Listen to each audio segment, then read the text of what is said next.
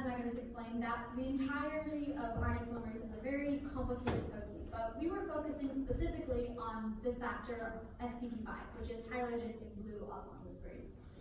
SPT5 is universally conserved over eukaryotes and archaea and bacteria, and it's essential for life. If SPT5 is deleted in its entirety, the cell will die. It's associated with lots of different transcription factors, from transcription processes, from chromatin remodeling to 5' end capping, but what we were focusing on specifically for this project was its role in termination, the ending of an RNA transcript. RNA7 and RNA4 are other transcription factors that attach like a stop to RNA polymerase II. They play a critical role in holding RNA polymerase together as it transcribes RNA. Recently, it's been discovered that they possibly play a role in transcriptional alteration. Termination factors attach to the top of the stop codon in editing transcription. It has even been hypothesized to connect a unique function within eukaryotes. It might aid in translation by transporting transcribed RNA to ribosomes. Unlike archaea and bacteria, eukaryotes send DNA within the nucleus and have to transport transcribed RNA to external ribosomes to be translated into protein. Recent research suggests that RNA4 and RNA7 stop are actually detached from the RNA polymerase II to physically transport the RNA through the cytoplasm to ribosome. Previous studies have found that mutations in RNA7 are synthetic in people with a couple of mutations in autosomal initiators, suggesting that they lead to RNA production. So the protein we were specifically As you studying, can see, SPT5 is wrapped around the RNA4 and RNA7 stop, so they might have interactions during transcription. We focus specifically on the goals of termination. SPT5 is wrapped around this stalk. So their association is possibly a process of the ending of transcription. So we were studying both the relationship between SPT5 and the RNA polymerase as a whole, and its interactions with RPB4 and RPB7. So the purpose of our lab was to further research the molecular mechanisms of the transcription factors SPT5's function. The first thing we did to do this was screen for SPT5 mutations that could affect polyadenylation. By finding out different mutations that knock down a process, we can then extrapolate what that mutation could have possibly done beforehand. The mechanisms of transcription termination are not very well known. The exact sequence and order of RNA termination factors included is unknown, as well as whether there is a clear-cut termination sequence. Like we explained before, in eukaryotic cells, the genetic materials derived from ribosomes are the nucleus. Although it's not yet proven that the stop does detach and guide the RNA, there are a number of proteins that have been discovered. A number of co-transcriptional RNA processing functions must be completed before translation. A mechanistic example is polyadenylation. What this means is that at the end of transcription, a sequence of adenine is added to keep the RNA stable and ward off degradation due to harmful enzymes in the cytoplasm. So as Megha just explained, we were researching SPT5's association with polyadenylation, the addition of different adenines onto the end of RNA. Now, we did this through a random mutagenesis, through adding different plasmids with random mutations in SPT5. But we wanted to narrow down to the specific mutations that affected polyadenylation. So to do this, we used a Gal10 delta 56 reporter. The Gal10 and Gal7 genes within yeast are genes that code for different enzymes that process galactose.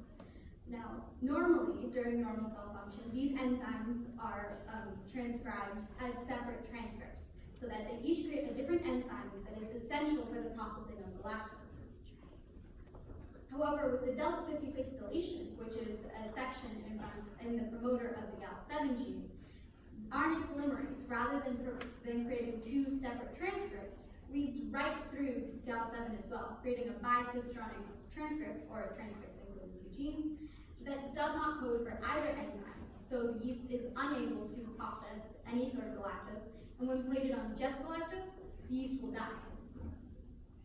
However, it's been discovered that with the addition of different mutations in SPT5, yeast can actually overcome this deletion. They are able to detect the polyadenylation signal, although it is weaker, and terminate the sequence at the right point. So yeast with a mutation that is associated to polyadenylation will survive on galactose. In order to mutate the SPT5s of the yeast, which transfected these cells with a plasmid for circular DNA that had a copy of SPT5, which had been hydroxylamine randomly mutationized.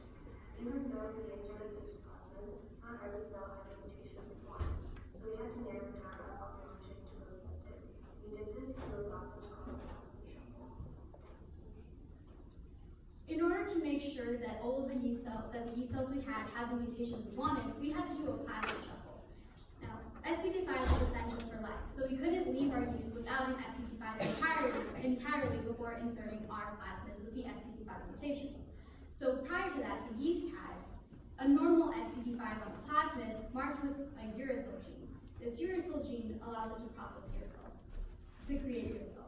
And our mutation, the mutagenized SPT5, was marked with the leucine gene, meaning that it was able to create leucine. Our first step was to plate it on media without leucine. The yeast that didn't have the new plasmid would not have the genes in order to create leucine itself, so they would die on this media. Now that we narrowed it down to the cells that did have the plasmid we wanted, we had to take out all the cells that had the old plasmid. So we plated it on 5-FOA. 5-FOA is an antibiotic that kills cells that have uracil. So all of the cells that had the old plasmid would die on this media. And then finally, we plated it on lactose, which, as I explained before, only the cells that had the mutations involved in polyadenylation specifically would survive with the lactose. So we narrowed it down to the cells that we specifically wanted to analyze.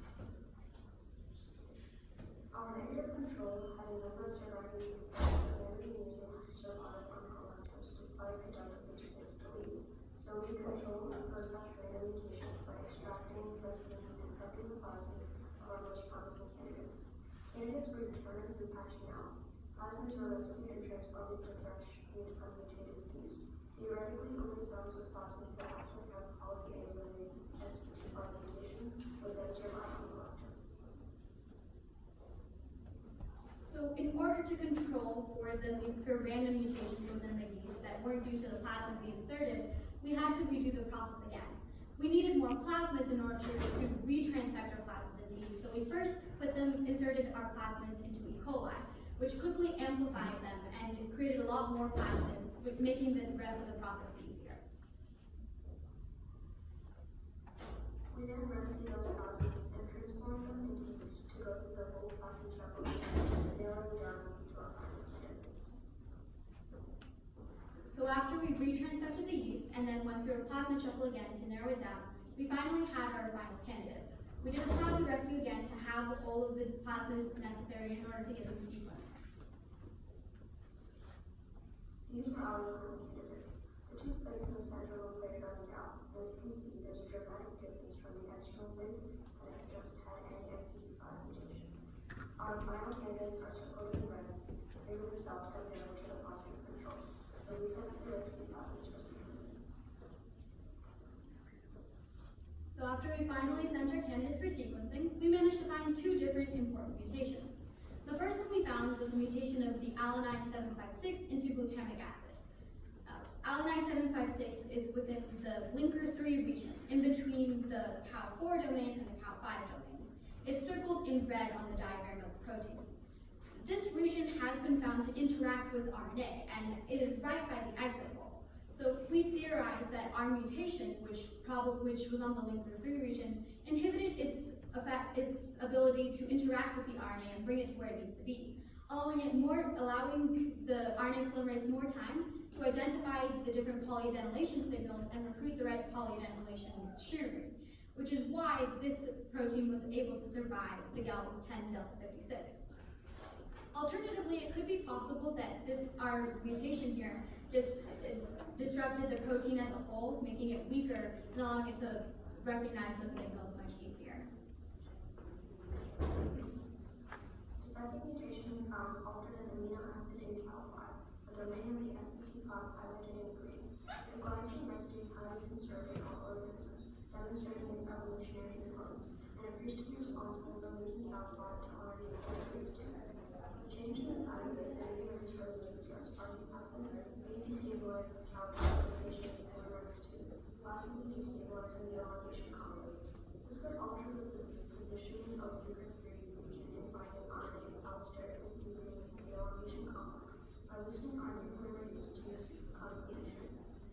mutagens did cause RNA polymerase II to be more sensitive to weaker bond degradation signals, and thus all our students who continuing to transcribe the second route gene. So both of the mutations that we found were in this Cal4, Cal5 region that is around the RNA exit hole. However, before them, there were different mutations found on SBT5 that are closer to the RPV4, RPV7 subunit.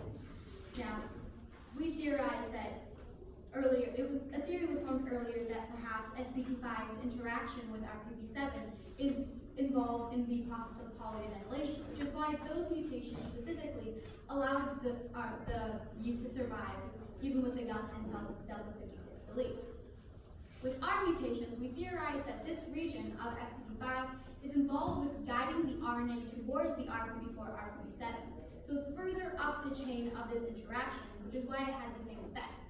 Now, previous deletions of the entire Cal4 or Cal5 regions have also shown the same phenotype. So we theorize that this is probably a decent theory.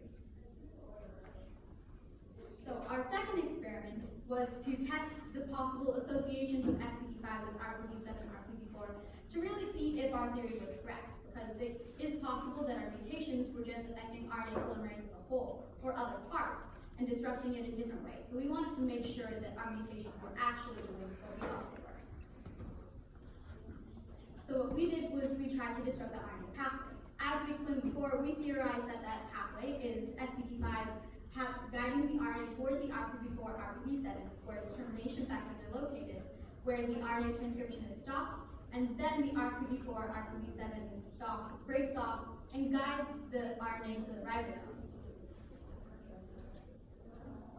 Previous studies based on mutations in RPV7 seem likely to be coupled with mutations in autosomal initiators, suggesting that the mutation may have an interaction. So for the final step of our project, we're going to make different RPV7 mutated yeast and our SBT5 mutated yeast to an HCR1 related strain. HCR1 is a autosomal initiator, and this is to see whether any other mutations are synthetically lethal. By doing this, we will see specific mutations within RPV7 and stimulate SBT5 to disrupt its transportation function, further limiting the interactions between these proteins. So if our SBT5 mutations cause synthetic lethality when coupled with this ribosomal initiator delete, we can theorize that they are indeed part of the same pathway. Okay, so we did not have enough time to finish this experiment because doing two within the one summer was a bit of a tight fit. However, here are some pictures of the process. Nice, cool place. Okay. This summer was a really amazing experience for us to learn a lot about biology. So we'd like to thank the Hartzog Lab and our mentor, Zachary Morton, and our co-intern, Nayeli Madrigal, who wasn't part of the SIP program, but was also working in the lab. And we'd like to thank the SIP program for giving us this experience and opportunity. Thank you.